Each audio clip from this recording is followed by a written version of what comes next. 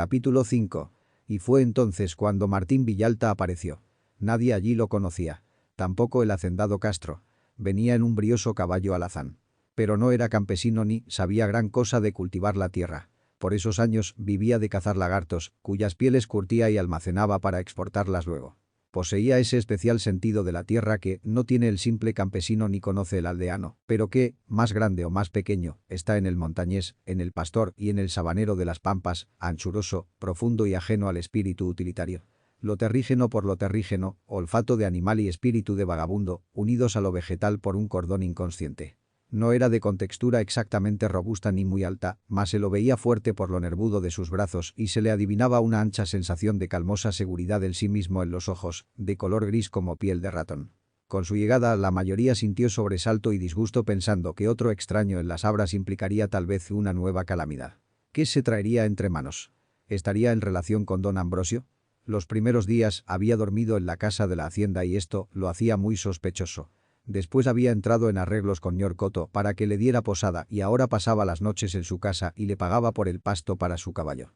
Pronto, sin embargo, los ánimos se fueron aquietando, porque Coto les contó que, por lo que había podido saber, Villalta solo andaba indagando si por aquellos alrededores había buenas posibilidades de cazar lagartos. Tanto rodeo para averiguar la cosa. Podían haber ido directamente a preguntársela. Villalta no les hubiera andado con regateos. Les habría dicho que anteriormente había vivido en el puerto de Puntarenas, pero la existencia en los villorrios muy poblados le parecía hueca y complicada, por lo que prefería un lugar montañoso como aquel. Tal vez les habría añadido que conocía algo del mundo, pues había viajado por Centro y Suramérica de marinero en una goleta. Pero no, los campesinos preferían andarse con suspicacias e ir averiguando la vida ajena poco a poco. Bueno, en todo caso, muy posiblemente ninguno de ellos hubiera comprendido los puntos de vista sobre los hombres y la vida de este forastero que calzaba gruesas botas y miraba con ojos de piel de ratón. Villalta descubrió muy pronto que de allí al río Reventazón, bajando por las orillas del que corría junto a las abras, mediaban unas 4 leguas y que en sus pozas había suficientes lagartos como para instalarse entre estos campesinos. Armado de sogas y arpones bajaría de cuando en cuando hasta las correntosas aguas a hacer su cacería. Sería cosa de levantar un cobertizo para lo de curtir los cueros y construirse un pequeño aposento donde almacenarlos. Una vez al año saldría a negociarlos. Aparte eso, como ya habían comenzado a hacer el trazado del ferrocarril al Atlántico, que pasaría por aquella región, nada tendría de extraño que surgiera la posibilidad de establecer un aserradero. Si conseguía un contrato de suministro de madera con la empresa que realizaría la obra era factible que hubiera en perspectiva un regular negocio y de los que le agradaban. En la montaña. Estos hombres se interesarían en el proyecto porque sacarían ventaja de sus árboles, sus bueyes y sus hachas. Él rajaría la madera y todos lograrían beneficios. Desde tiempo atrás la idea de emprender en un aserradero lo atraía. Había algo fascinante en la extracción de madera. El olor de los tablones recién aserrados, las labores de corta, el sonido de la sierra en medio de un ambiente vigoroso. Aunque, él lo veía como un modo de hacer un trabajo que lo librase de trabajar, porque todo lo que fuera esfuerzo obligado para vivir lo incomodaba entrañablemente. Por eso hacía años que se dedicaba a la cacería y por eso también soñaba con su aserradero. Pensaba por un lado que este habría de ser labor grata a su espíritu y, por el otro, que si podía economizar algunos reales, más adelante vendería todo y se alejaría para gastar lo ganado, viviendo. Y para él vivir era dejarse llevar a la deriva. Defensor convencido del ocio, no de la vagabundería estúpida y vacua, no de la holgazanería, había venido a fondear en esta bahía de abras y montañas en pos de ocios y soterraños secos y sabores. Los lagartos, la tierra nueva, el posible aserradero, el venidero nuevo vagabundeo ya con algunos miles de pesos en el bolsillo. Mas por ahora lo de ponerse a explotar la montaña se vislumbraba apenas como una probabilidad. Bastante tendría por hacer con su azaroso oficio de zambullidor en los ríos y arponeador de cocodrilos. Un divertido modo de ir viviendo, salpicado de riesgos, que hacía de él un tipo extraordinario entre gentes acostumbradas a la rutina diaria. Poco a poco, no bien los pequeños finqueros iban conociéndolo, lo hacían su amigo. Las desconfianzas iniciales se esfumaban día con día y ahora, entre ir al Reventazón y volver cargado con un cuero, o el estarse acodado horas de horas en el escaño del corredor de Ñor Coto, conversaba de cuando en cuando con ellos o visitaba sus casas. A veces caminaba por la voltea y, tomando el hacha, ayudaba un poco, aunque sin poner mucho empuje. Desde que se dio cuenta del empeño que se traían entre manos y la situación existente, comenzó a divertirse con lo que sucedía. Toda aquella lucha tal como se había planteado le parecía absurda manera de contender, ingenua y contraproducente.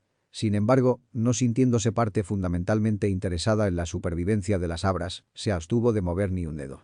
Fue solo al saber que Juan Morales, el campesino cuya finca ya se hallaba rodeada por la faja volteada de Castro, había ido a tratar de vendérsela a este, cuando el asunto lo tocó de lleno, pues comprendió que lo que el hacendado le ofrecía era una piltrafa.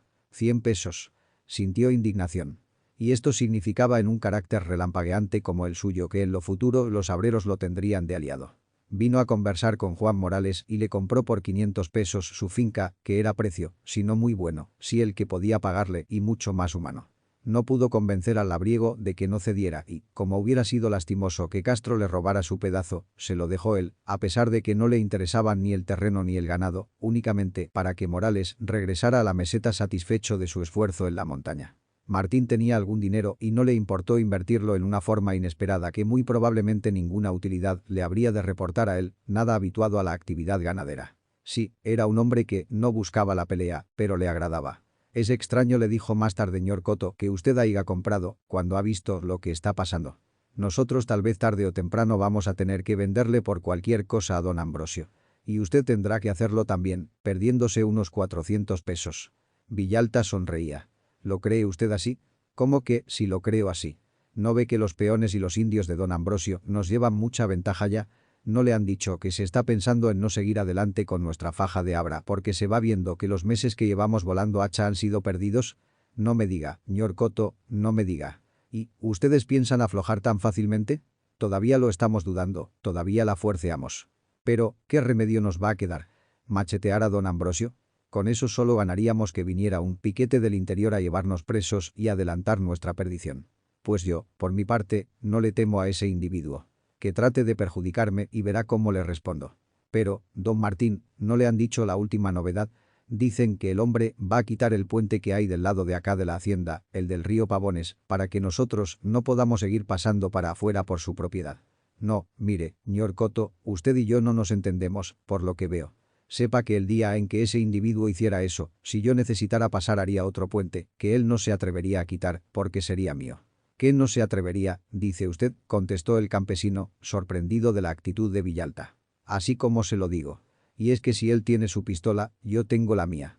Y cuando la uso es para disparar. No me asustan tampoco los piquetes del interior, son lentos y no conocen la montaña. Ñor Coto se quedó callado, aturdido. Se sentía asombrado del modo tan decidido como hablaba, sin fanfarronerías, tal como si estuviera conversando de destorsalar un novillo. A poco más, la venta de Morales a Villalta fue comidilla de todos, y don Ambrosio Castro, aun cuando se mostró ante sus gentes despreocupado, sintió en su fuero interno encendérsele la inquietud. No tenía aún ni remota idea acerca del hombre que en adelante sería su más próximo vecino, pero el hecho de que se hubiera atrevido a comprar, y por un regular precio, tierra ya rodeada, lo hacía suponer que el recién llegado o era un gran ingenuo o un individuo orgulloso y osado. Y lo último parecía probable. Con todo, Castro no se daba jamás por vencido fácilmente. Conocedor de la fuerza de su dinero y de su puntería con la pistola, se creía hombre valiente. Se había acostumbrado además a mirar en los campesinos de las cercanías a hombres que se inclinaban ante él y pensaba que no le habría de resultar peñascoso doblegar también al cazador de lagartos. Qué mal lo conocía. A poco, este le dio ocasión de ir sabiendo de sus actos, porque, en lugar de molestarse en devolver a los fundos de don Ambrosio las reses que éste hacía pasar a su repasto, amarró un novillo, se lo trajo a su rancho, lo destazó y envió recado a los obreros para que vinieran por carne fresca. Enseguida mandó a la casa de la hacienda un cuarto trasero con un muchacho de Ñor Coto, como muestra de simpatía para su buen vecino el señor Castro, quien, muy extrañado, le devolvió el recado dándole las gracias por su regalo. Dejó pasar 3 días y, como el ganado intruso continuaba llenándose la panza en su pastizal, hacia el amanecer volvió a destazar otro novillo y de nuevo recibieron aviso los vecinos de que vinieran por carne y un encargado fue hasta la hacienda para entregar a Castro otro cuarto y un buen lomo que le enviaba Villalta. Los campesinos, ya intrigados, se dieron a comentar qué sorprendente manera de acabar con sus animales era aquella. ¿Sería tan loco este hombre? Para amabilidades bastaba con matar una res, pero ya 2 se les antojaba demasiado desprendimiento. Si para congraciarse con ellos no hacían falta esos sacrificios, Villalta les era simpático. ¿O acaso se imaginaba que por haberle comprado a Juan Morales ellos lo miraban con recelo y trataba por eso de volvérselos a ganar? Pero, si él más bien le había hecho un magnífico servicio al antiguo propietario, que ya andaría en Cartago viendo qué hacer con los 500 pesos del trato. Sumaban una buena cantidad, y su sorpresa rebasó las palabras cuando una semana más tarde otra vez hubieron de ir a lo de Martín por más carne.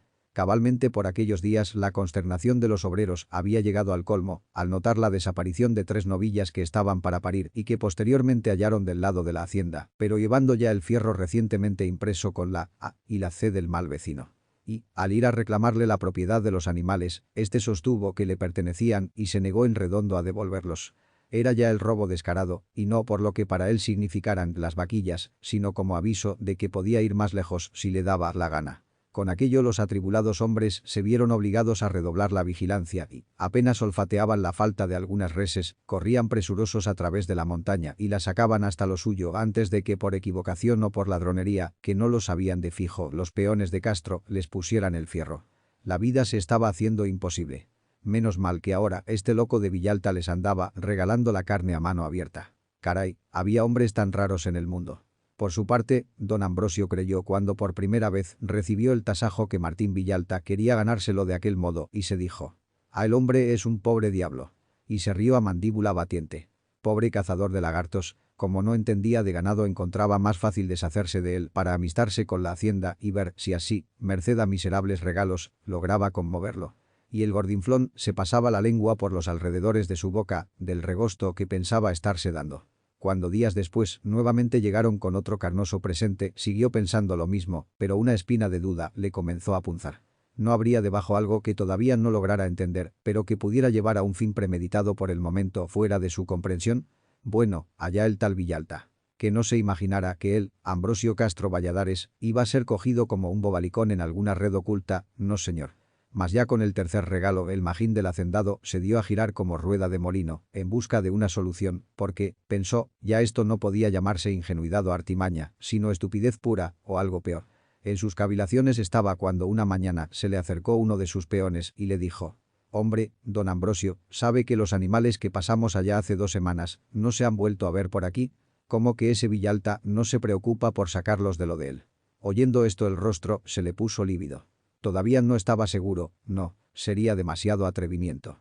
Pero la posibilidad existía. Ordenó a su jornalero que por la noche, que sería de luna, trasladaran las reses de nuevo a la hacienda y hasta la tarde anduvo todo zozobrante, con las orejas enrojecidas. En las abras los mayores consideraron que la bondad de Villalta no podía ya ser consentida por más tiempo y encargaron a ñor Vega que, así que descansara de su trabajo en la voltea, fuera a visitarlo y le dijera que, por favor, no siguiera destrozando su hato de modo tan bárbaro. Y al anochecer ñor Espíritu Santo llegó allá acompañado de Dolores y saludó a Martín. Este se encontraba extendido en el banco del corredor de su rancho, sostenida su cabeza en una mano que se acodaba en el escaño, y silbaba quedamente mientras fumaba un puro, como era habitual en él si no tenía cosa que hacer a aquellas horas. Al ver a la pareja, que lo saludaba con el Ave María Purísima, don Martín, ¿cómo está usted de ritual?, se incorporó perezosamente, sonrió y, alargándole su mano, recia y delgada, les dijo: «Muy buenas noches, amigos, ¿qué los trae por acá? ¿En qué puedo servirles?». Y ñor Vega, sentándose en un tosco banco que se hallaba al frente, le respondió: «Pues, nada, don Martín, que Lola y yo teníamos hace días ganas de hacerle una visita para corresponder a la que usted nos hizo la otra vez, y por eso hemos venido». «Ah, qué bueno, cuánto les agradezco que se hayan molestado. Trabajan muy duro ustedes, trabajan demasiado duro. A estas horas deberían estar durmiendo y, sin embargo, me hacen una visita. No se puede negar que tienen espíritu», agregó a su vez aquel, que sonreía mientras lo iba diciendo. Y además intervino Dolores: «Queríamos darle las gracias por la carne que vinieron a llevar los chacalines». «¿A la carne? No se molesten en agradecérmela. Si supieran que no me va en ello ninguna pérdida, tal vez no me la agradecerían tanto. O, digo mal, me la agradecerían quizá más». «Divertido, ¿no? Eso lo dice usted por pura bondad, don Martín», repuso Dolores, «pero de verdad que no debiera usted portarse así.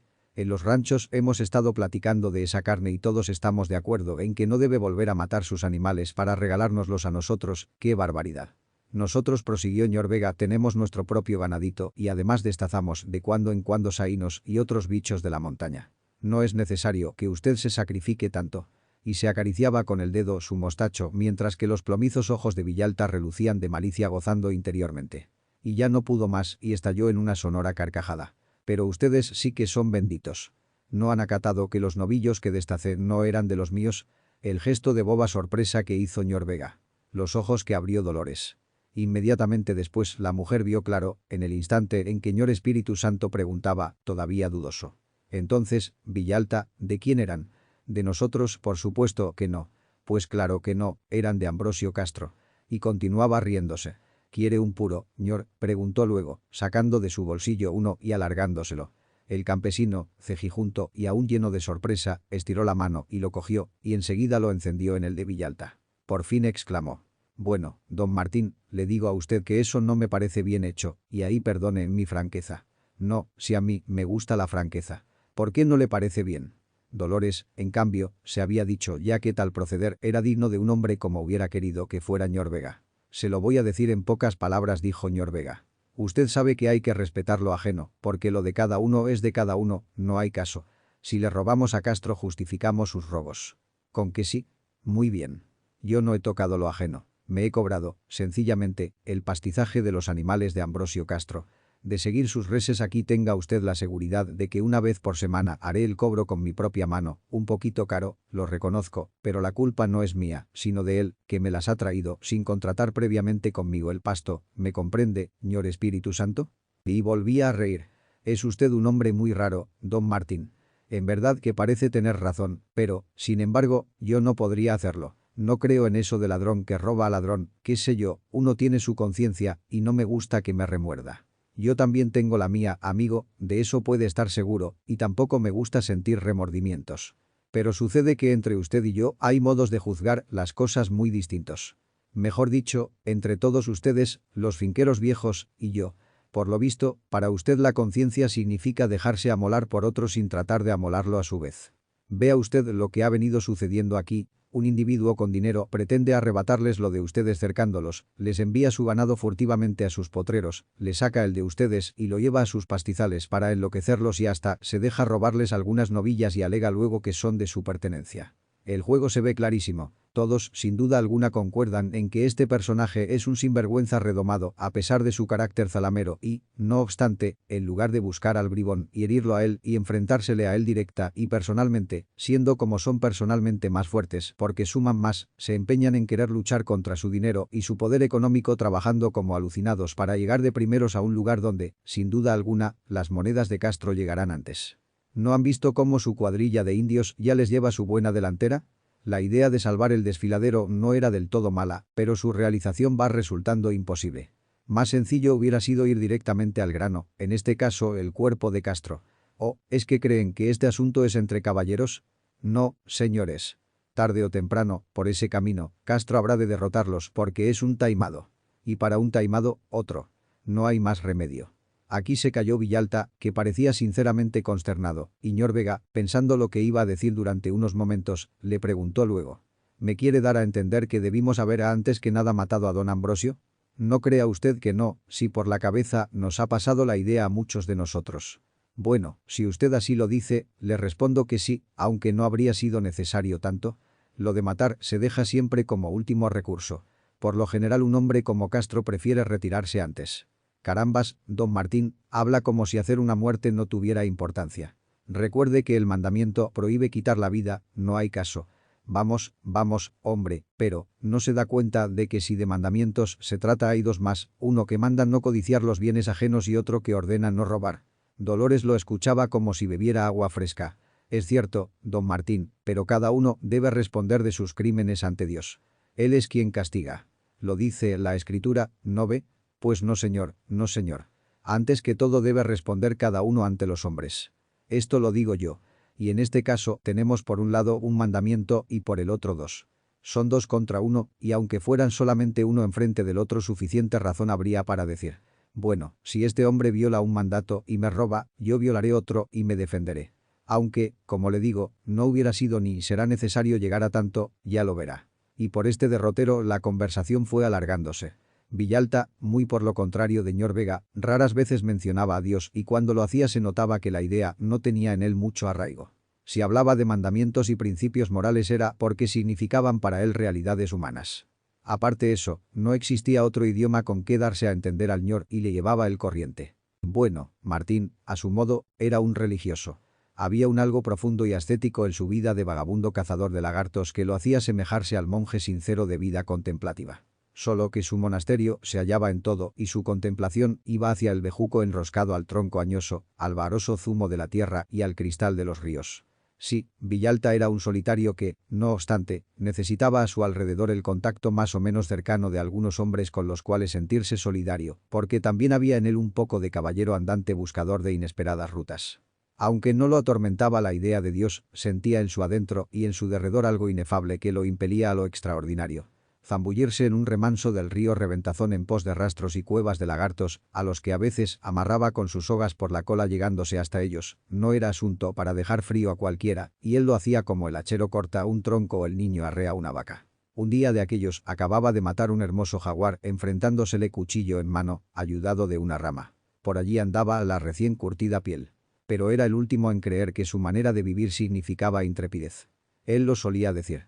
Se exagera, la selva y las correntadas de los ríos son un modo de vivir como cualquier otro, la vida siempre trata de establecer el equilibrio entre el hombre y el ambiente, claro está que un señorito o un catedrático de ciudad puede imaginarse en un montañés a un tipo heroico y hasta escribir sobre él como si luchara frente a monstruos y él mismo fuera un monstruo. Absurdo, el hombre es siempre el hombre donde quiera que esté.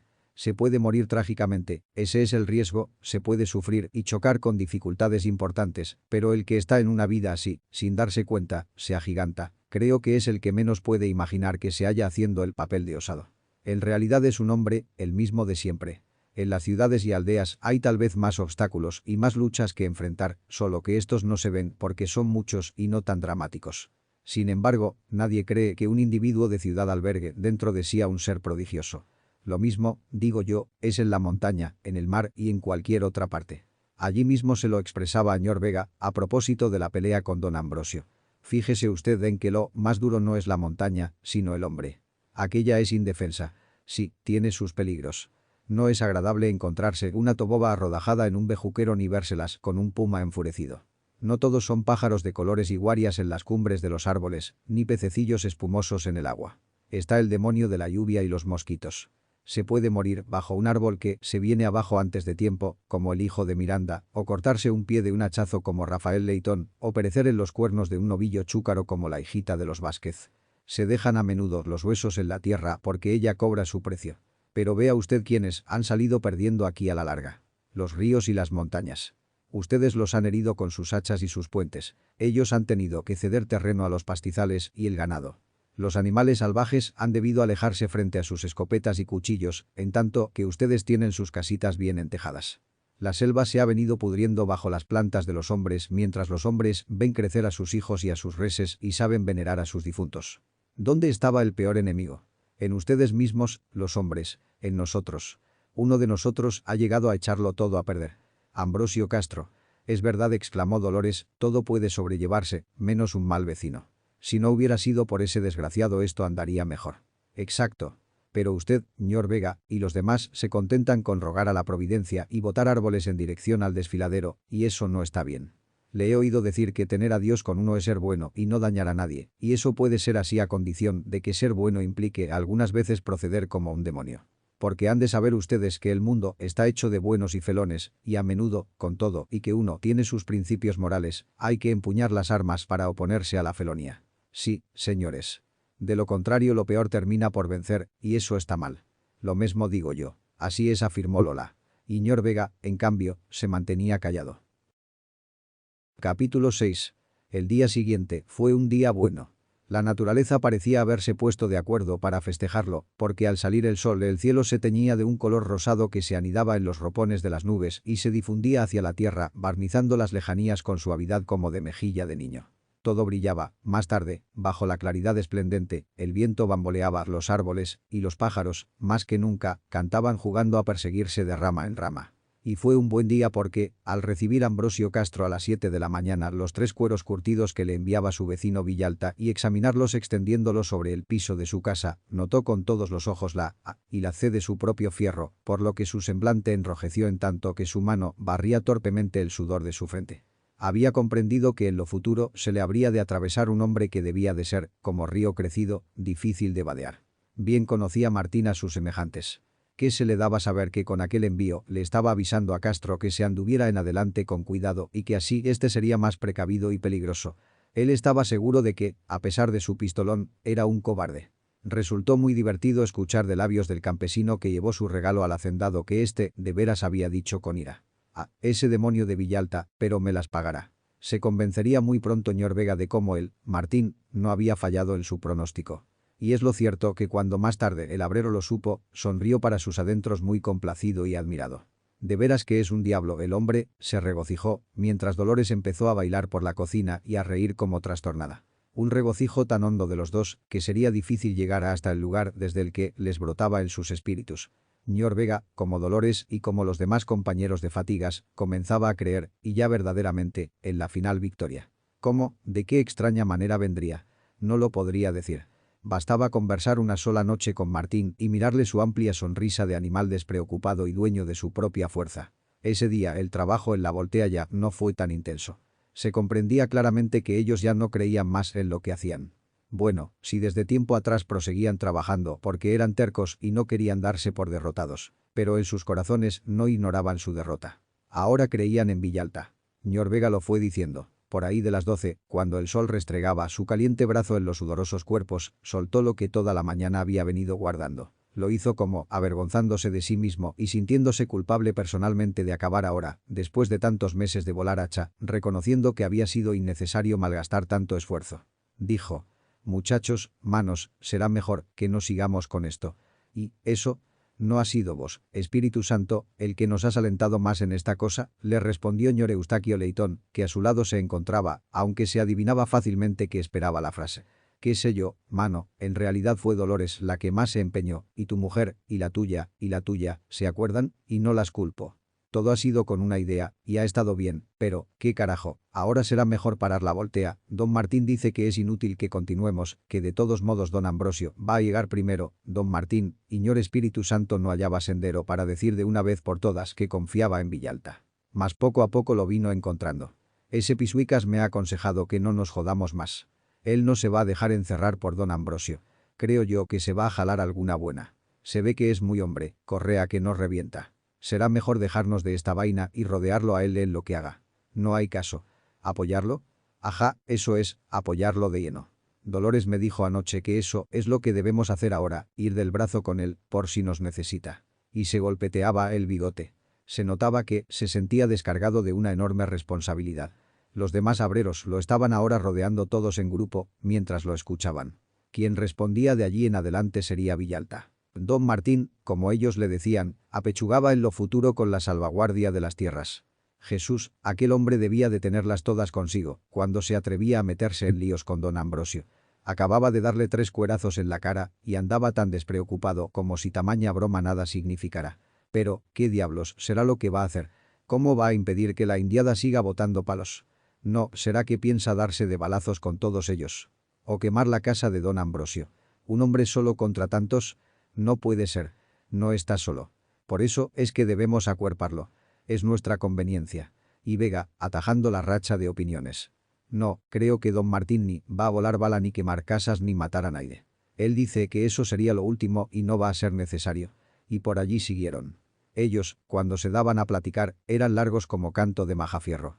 En la próxima madrugada cada cual tomó sus herramientas y se fue a sus propias tierras, que los habían estado echando de menos durante muchos meses. Villalta, mientras tanto, cogió su arpón, sus garfios y sus mecates, llamó a sus 2 hermosos perros, montó en su alazán y anduvo ausente algo más de un mes.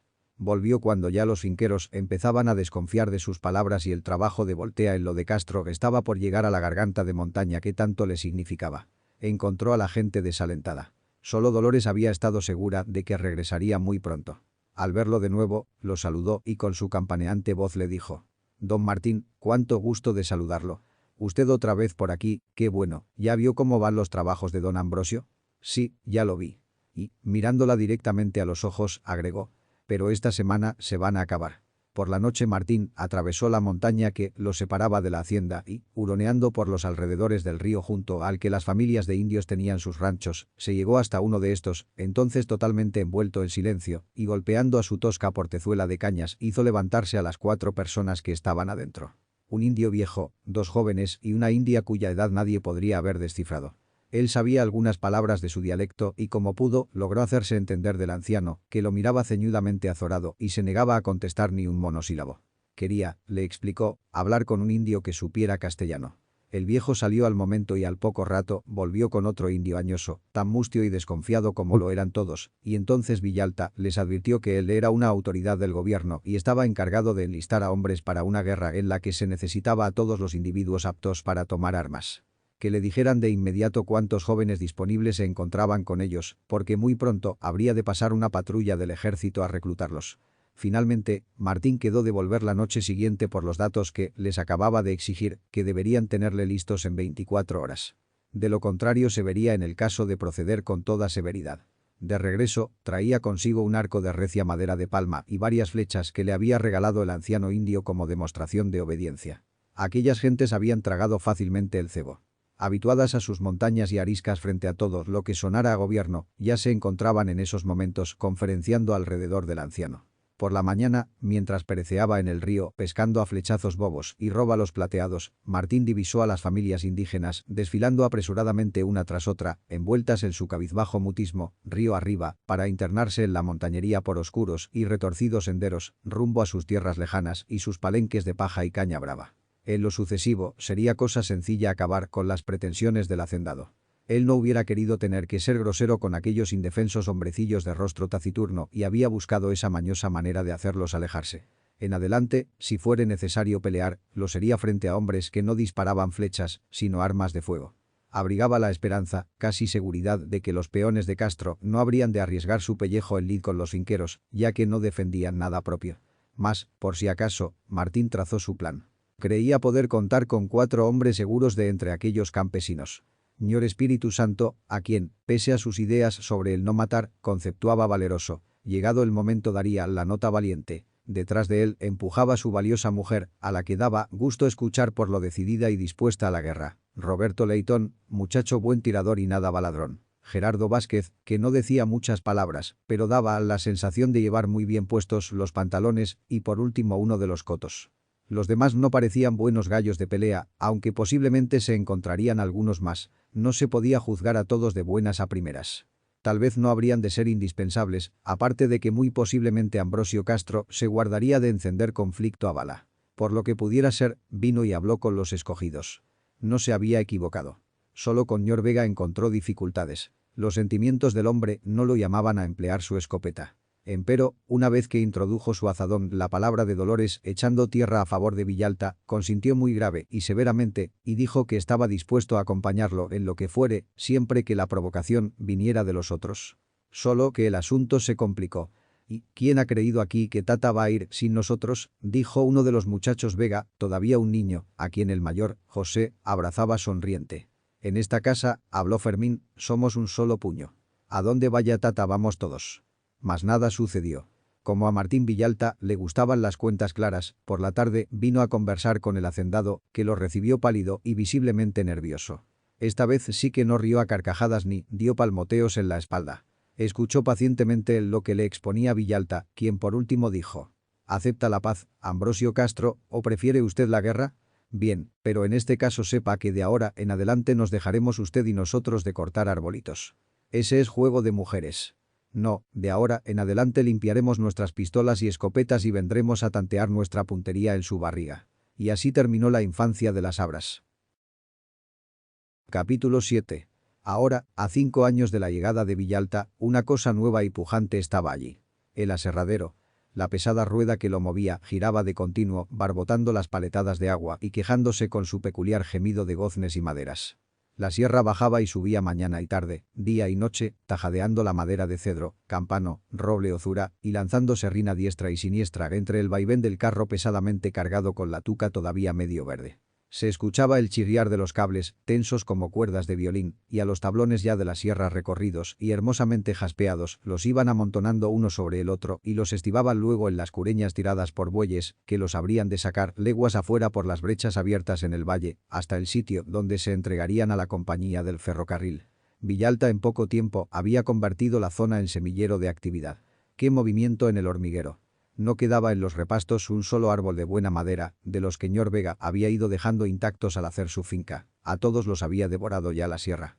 Entonces era al revés, se metían los hombres en la montaña y solo abatían los árboles en sazón, porque ya no se trataba de hacer potreros, sino de sacarle madera al tiempo para convertirla en dinero con que comprar más ganado y mejorar la casa y traer bienestar a las familias, que bien se lo merecían. Los boyeros llevaban una, dos y hasta tres yuntas de bueyes tirando de enormes trozas por los barrizales de la montaña, y había que ver cómo se agitaban, punzando con sus chuzos las ancas de los animales o palanqueando con estacas los troncos al filo de precipicios, los pies descalzos agarrados con sus dedos al suelo húmedo y las manos empuñando su fuerza para emplearla como se debía. Y, sin embargo, no había nada de extraordinario. Villalta ya lo había dicho. Era el trabajo, que arañaba el mundo con sus infinitas uñas, el omnipotente hombre, que con una frágil herramienta cortaba la vida a un roble milenario y lo transportaba, abriendo caminos a través de la maraña cuestas arriba o despeñaderos abajo, como si se tratara de una astilla para el fuego. Se iban amontonando en los patios del aserradero los palos, como ellos les decían, y mientras conversaban ponían sobre sus arrugadas cortezas las plantas callosas de sus pies, como diciendo, sin saberlo: he aquí que la verdad de estos siglos se resume en el minuto de las manos de unos cuantos hombres. Las hachas seguían hablando, esta vez no para derribar solamente, sino para transformar y crear riqueza. No había quien no estuviese extrayendo madera. Solo Ambrosio Castro, que aún masticaba su derrota y hacía la misma vida de siempre entre risotadas, melosidades y subterráneos proyectos para lo futuro, se quedó fuera, porque era vanidoso y en el fondo de su alma sentía la envidia corroerle las entrañas.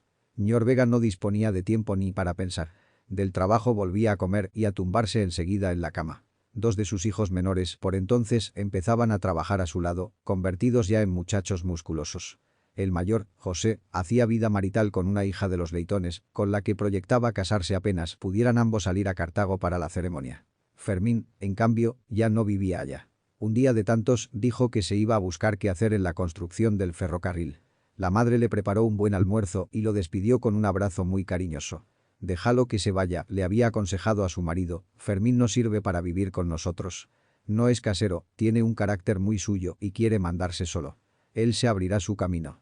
O acabará enterrado, Dios no lo quiera, en algún despeñadero de ese infierno que es la construcción de esa cosa, pero creo que no habrá más remedio», había respondido el hombre. «Ese muchacho ya no se siente a gusto como hijo mío. Será que así lo quiere el de arriba, además, si logra abrirse campo solo, mejor. La familia es mucha y de esta finca será difícil coger para que todos queden bien, muertos nosotros». Los domingos, cuando el trabajo se detenía y los hombres se quedaban en sus casas o se iban a echar barbasco al río para pescar tepemechines, guapotes y bobos, que atontados por la resina venenosa salían a la superficie de los remansos, nuestro hombre se sentaba a conversar con Dolores en el corredor de su vivienda o se quedaba solo, meditando, rumiando la vida, que a pesar de Fermín ausente y de la responsabilidad de mirar por la familia, le sabía buena, se la miraba crecer. Las fincas habían cobrado importancia.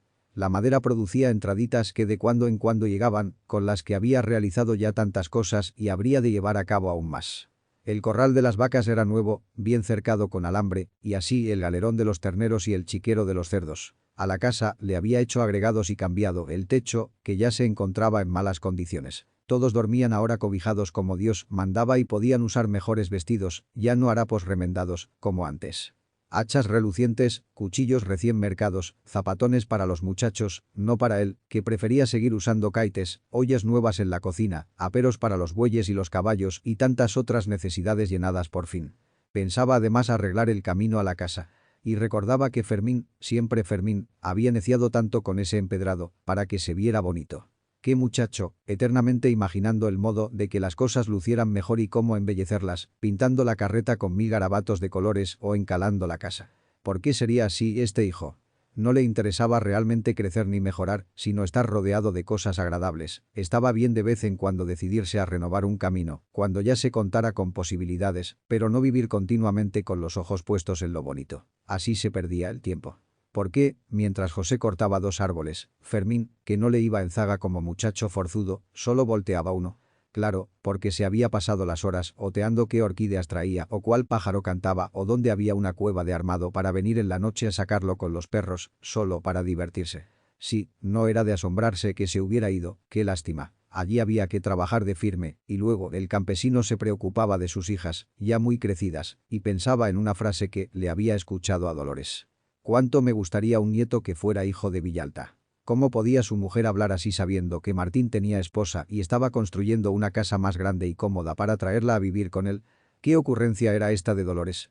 Antonio Coto andaba trastornado con la mayor de sus hijas y uno de los Vázquez venía a veces de visita buscando, se notaba, conquistar a Cristina. Y si Villalta llegaba algunas noches y se pasaba horas conversando con la familia, no le parecía a él que mostrara segundas intenciones con sus muchachas, que, si así fuera, por Dios que a pesar de lo agradecido que se sentía por haberlo sacado de los tentáculos de Castro, le habría negado la entrada en su hogar.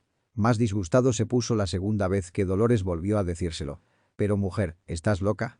Qué sé yo, lo que tengo es un deseo, nada más, lo digo por fregar. Pues cuidado con esas viarazas, pueden ser malas». «No me hagas caso, Espíritu Santo, vos me conocés y bien sabés que no hablo en serio. Y de ahí, viejeras que a naide hacen daño».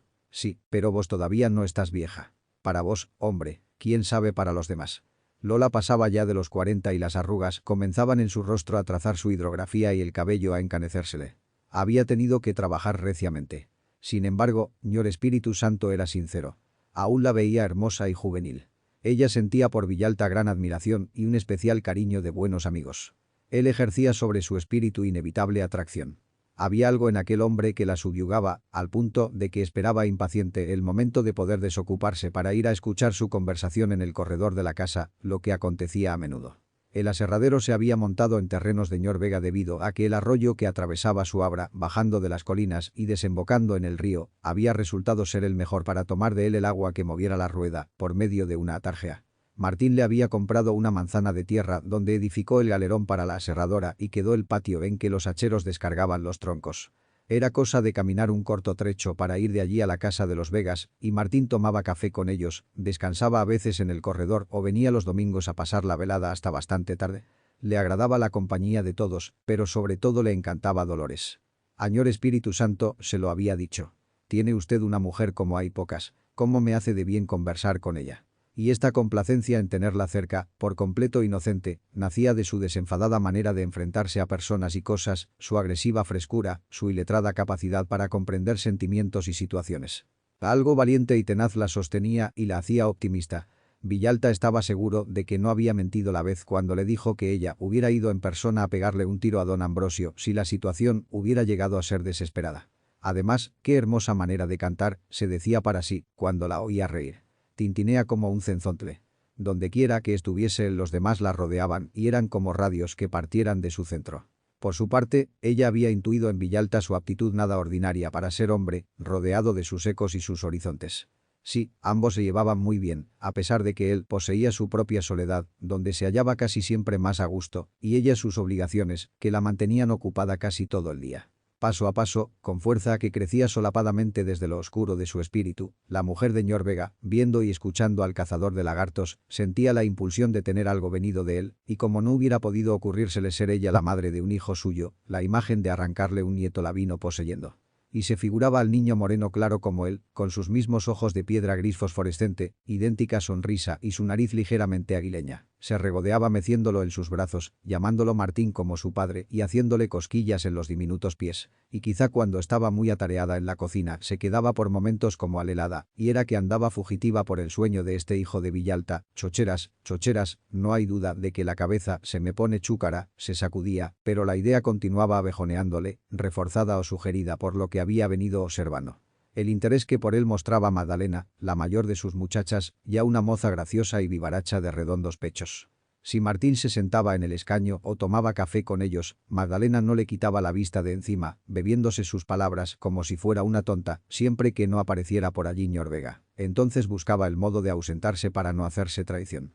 Su madre había adivinado desde muy al principio aquel sentimiento liso, sin complicaciones, como de acero que busca el imán, y su alegre corazón apasionado, también con inocencia y sin percatarse de sí mismo, comenzaba a sonreír.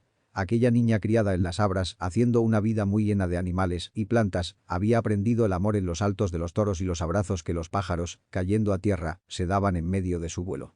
Aunque había sabido, por las conversaciones de religión que Ñor Espíritu Santo les daba a sus hijos, que algo prohibido había entre mujer y hombre, ni padre ni madre habían nunca hablado claramente de estas cosas por temor a levantar suspicacias, y sus niños fueron enseñándose por sí solos mitad con lo que observaban en la naturaleza y mitad por lo que sus vecinos les descubrían en los diálogos cotidianos. Magdalena, vivaz como su madre, daba sencillamente rienda libre a la atracción que sobre ella ejerció el nuevo vecino desde que lo vio por primera vez. Mientras el aserradero se iba instalando y la actividad maderera crecía, el amor, que era sentimiento e indefinible deseo, de cristalino y delgado manantial silencioso, fue subiendo hasta ardoroso río que desbordaba su corazón. Ella sabía que Martín era casado, mas esto no la acobardaba. ¿Acaso pedía mucho para sí? Solo poder mirar, oír, sentir la cercanía de aquel hombre. No pretendía más. No había tenido ocasión de percatarse de que el mundo, aun el campesino, se hallaba lleno de relaciones especiales como el matrimonio y los apellidos legítimos. Sería bueno poderse casar, pero, si no se podía, y sus 17 años rebosantes de vida y generosos como copa de vino se ilusionaban hoy, se descorazonaban mañana, porque el hombre, aquel hombre tan querido y deseado, iba y venía sin notar, o lo notaba siquiera un poquito, se preguntaba y sufría el volcán que por él hacía erupción tan cerca. Con esa amabilidad un tanto absorta de los soñadores, Villalta se portaba cortésmente con ella y prestaba atención a lo que, con todo, y la emoción que por momentos la ahogaba, le decía en la tertulia de los domingos por la noche, pero esta benevolencia era la misma para con todos. Y Magdalena sentía inmensa desazón al mirar cómo Cristina, que ya andaba en relaciones formales de noviazgo con Ramón Vázquez, le hablaba a Villalta largo y tendido, sin cortarse. Encerrado en su celda personal, sus ideas, sus soledades, su propio amor, tal vez, daba la impresión de vivir lejos de todos ellos, más aún cuando se quedaba silencioso y parecía sumirse en su propia lejanía interior. Entonces ella soñaba con echarse fieramente en sus brazos para besarlo y sentirlo palpitar contra su pecho. En esos momentos, precisamente, la madre comprendía cuán honda pasión bullía en su hija y la desazón de su nieto la atormentaba. Era como una callada alianza entre las dos, Magdalena pensando solo en el hombre, Lola prolongándose en Magdalena con la mente puesta en su otra prolongación. El hijo de su hija, dos estremecimientos distintos, el uno juvenil y encendido, el otro contradictorio, asaeteado por la idea de que aquello no venía de Dios.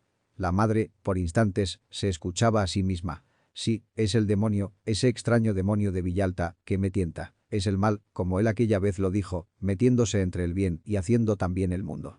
Pero seguía deseando el retoño, que significara como la síntesis de todos sus hijos, más tarde un zagalón igual al que hubiera querido que fuera Ñor Espíritu Santo. Ella sabía que su marido, claro, sí, era duro en el sentido en que lo eran los escaños de roble o las piedras del camino, no se gastaba fácilmente.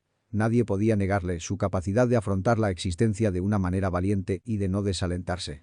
Pero carecía de brillantez y filosidad. Y estos pensamientos la asediaban, sin quererlo, cuando miraba a Villalta, tan desoladamente fuerte, rodeado de aquella soledad consigo mismo que tanto la atraía e intrigaba. Perspicaz como era, había terminado por notar la atención que en él ponía la muchacha. Cosas de las mujeres, esa coquetería de las jovencitas pensaba que ya le pasará. Y se olvidaba del asunto. Martín, de veras, amaba a su propia mujer, le pertenecía con todo su espíritu, como sucedía todo lo de su corazón, y la esperaba para muy pronto, cuando tuviera terminada su casa nueva. Los días se le deslizaban ocupado de la mañana a la tarde, pero ya no trabajaba duramente. Dirigía y contemplaba. Había que haberlo visto por la época en que se estaba instalando el aserradero, bregar con el fango hasta la cintura en la colocación de los cimientos de cal y canto, las vigas y los horcones del galpón para la máquina, y más adelante cómo se encabritaba en la lidia con los enormes troncos, al tiempo que enseñaba a Ramón Vázquez a timonear la sierra. No obstante, así como un niño no se fatiga jugando, no le cansaban sus labores, que hacía lleno de sí mismo. Eran su regocijo y le servirían más tarde para mirar su obra y gozar con ella, como ya ve en el 7º día bíblico. Ahora, cuando se había adelantado tanto, otros cargaban con las partes gruesas y los detalles del trabajo y él se limitaba a oler los maderos recién aserrados, a llevar malamente las cuentas y mirar lo hecho. En aquel pequeño manchón del mundo semejaba un diosecillo olímpico, mas su persona irradiaba una arbitraria humanidad que lo hacía incomprensible a los campesinos que se movían a su alrededor. Todo el que lo conocía intuía en Villalta, debajo de su piel y sus palabras, a otra persona que andaba alejada, que erraba y era una misma con la lluvia, el árbol y el animal que gruñía en la montaña. Por eso, cuando se lo miraba acodado en el banco del corredor de la antigua casita de los Morales fumando su puro, con los ojos cerrados, nadie pensaba en decir está descansando o está durmiendo. Los campesinos exclamaban. Don Martín está ahora pensando. Habrá que dejarlo solo. Porque si alguno llegaba a interrumpirlo, resultaba fácil adivinarle una profunda contrariedad, a pesar de que se esforzaba por parecer complaciente.